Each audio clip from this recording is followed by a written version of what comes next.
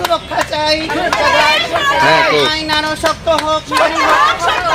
আইন আরো শক্ত হোক, আইন আরো শক্ত হোক, শান্তনা সাহা ধিক্কার, অপরাধীর শাস্তি হোক, অপরাধীর শাস্তি হোক, অপরাধীর শাস্তি হোক, অপরাধীর শাস্তি হোক, ওয়ার্ডের এক একটা বুথ সভাপতির উপর অত্যাচারের বিচার হোক, 6 আগরতলার মান প্রতিষ্ঠা নষ্ট করাকারী শান্তনা সাহার বিচার হোক, কালকে রাতে কাপিয়া দত্ত এবং 6 আগরতলার মন্ডল সভাপতির নামে যে অপপ্রচার আন্দোলন,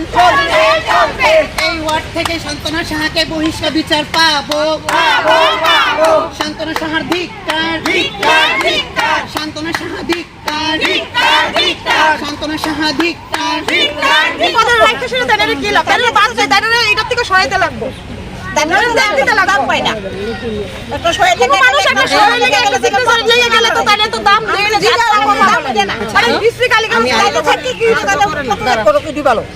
এই সময় 12 নম্বর ওয়ার্ড সবাই পদত্যাগ চাইছি, পদত্যাগ করতে হবে। আর আরেকটাও কথা, যদি পদত্যাগ উনি না করতে পারে তাহলে আমাকে ফাঁসির সাজা দিতে হবে রাজ্যে। আমি ফাঁসির সাজা নিতে চাই এবং সরকারের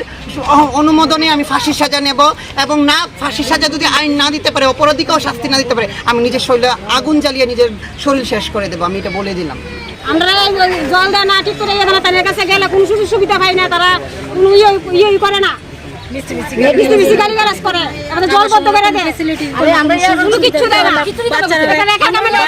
লেখার কাজ দিতেছে না,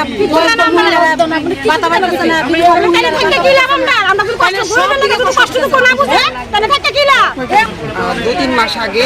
আমি ওনার কাছে গিয়েছিলাম। আমার পেছনের জায়গাটা, আমার ট্যাঙ্কিটা সম্পূর্ণভাবে ভাঙা, মানে মানুষ এখানে সোসাইটি থাকতে পারে না, নিচের ঘরে তারা ব্যালকনি খুলতে পারে না, জানালা খুলতে পারে না, এত জঘন্য অবস্থা। ওনার কাছে গেছিলাম আমি, যাওয়ার পর উনি বলেছেন এই আবাসনে, আমি একদম ডাইরেক্টলি বলছি, উনি যেই ভাষায় বলল যে এই আবাসনের মতো বাজাইরা মহিলার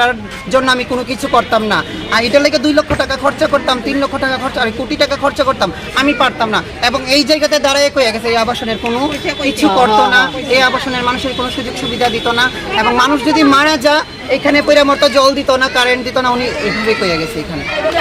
মন্ডল সভাপতির সম্মানের এটার বিচার চাই, মন্ডল সভাপতির সম্মানের